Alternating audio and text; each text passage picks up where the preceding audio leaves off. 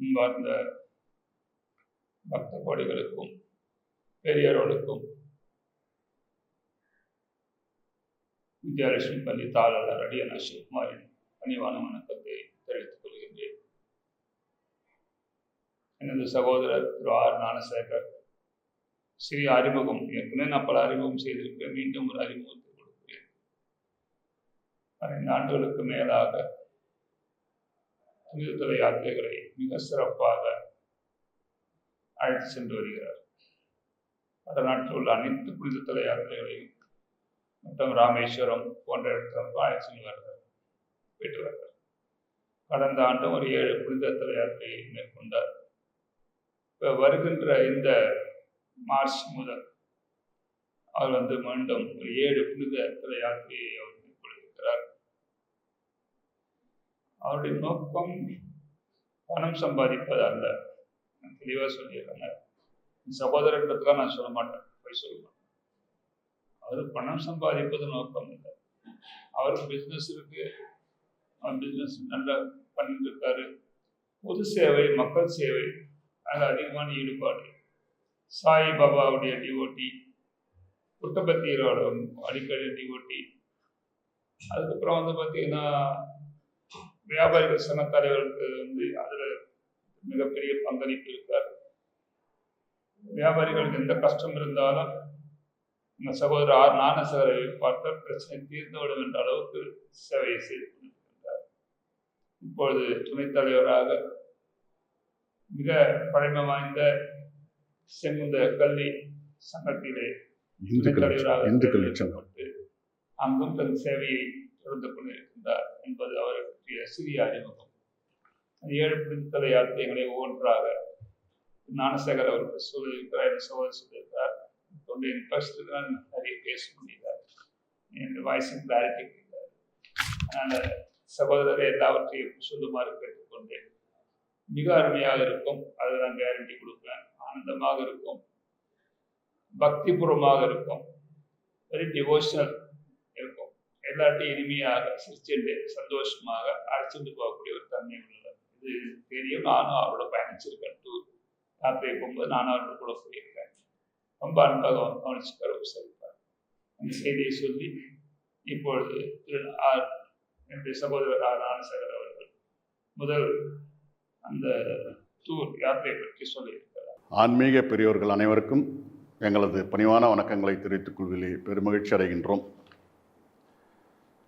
இந்த சுற்றுலாவில் நம்ம போகக்கூடிய இடங்கள் ஆன்மீக சுற்றுலாவாகவும் அதே மாதிரி சரித்திர புகழ் வாய்ந்த இடங்களையும் பார்ப்பதற்காகவும் நாம் இந்த சுற்றுலாவை ஏற்பாடு செய்திருக்கிறோம். இந்த பார்க்கக்கூடிய இடங்கள் என்னென்னு கேட்டிங்கன்னா ஆக்ரா, டெல்லி, ஹரித்வார், ரிஷிகேஷ், குருஷேத்திரம், அமிர்தசரஸ் போன்ற எல்லா நகரங்களையும் பார்ப்பதற்கான ஏற்பாடுகளை இங்கே நாங்கள் செய்து கொண்டிருக்கின்றோம். இது நம்ம போகிற வரதெல்லாம் பஸ்ஸில், ட்ரெயினில் போகிறோம். அங்கேருந்து எல்லாமே சுற்றி பார்த்து பஸ்ஸில் போகிறோம். ட்ரெயினில் உங்களுக்கு செகண்ட் கிளாஸ் வேணாலும் ஏற்பாடு பண்ணலாம், ஏசியில் வேணாலும் ஏற்பாடு பண்ணித்தரோம். அதற்கான கட்டங்கள் செகண்ட் கிளாஸில் வந்தீங்க சொன்னால் ஒரு நபருக்கு போக வர 2ஆம் வகுப்பு ரயில் கட்டணம், சாப்பாடு, தங்கக்கூடிய இடங்கள், அதே போல் போக வர பஸ் எல்லாமே சேர்த்து 16,300 ரூபா.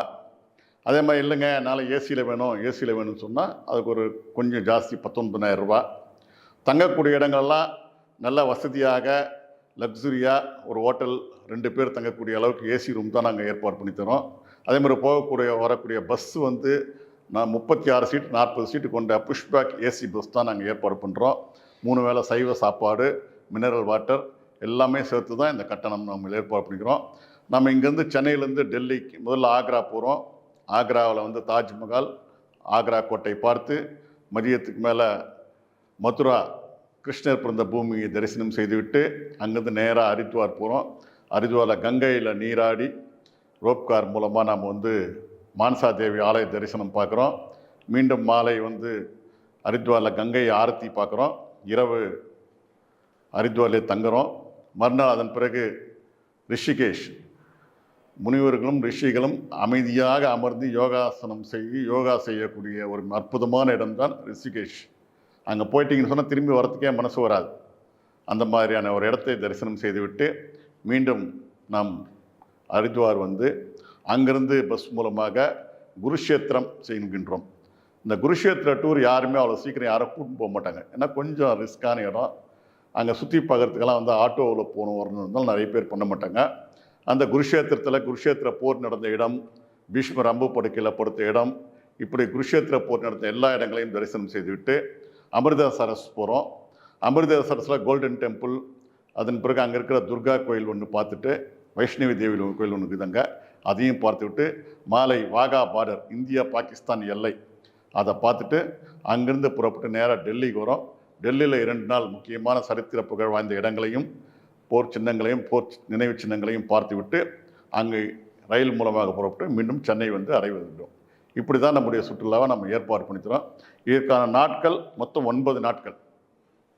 ஆகவே இந்த 9 நாட்களில் நம்ம போகக்கூடிய நாள் 5/4/26. இது முன்பதிவு செய்ய வேண்டிய நாள் 20/1/26. இந்த தேதிக்குள்ளே நீங்கள் புக் பண்ணிக்கலாம். என்னுடைய நம்பர் 7904459153. நீங்கள் யார் யார் வரணும்னு விரும்புகிறீங்களோ அவங்களாம் முன்பதிவு செய்து கொண்டு இந்த யாத்திரையை அனுபவிக்குமாறு அன்போடு கேட்டுக்கொள்கின்றோம். நன்றி, வணக்கம்.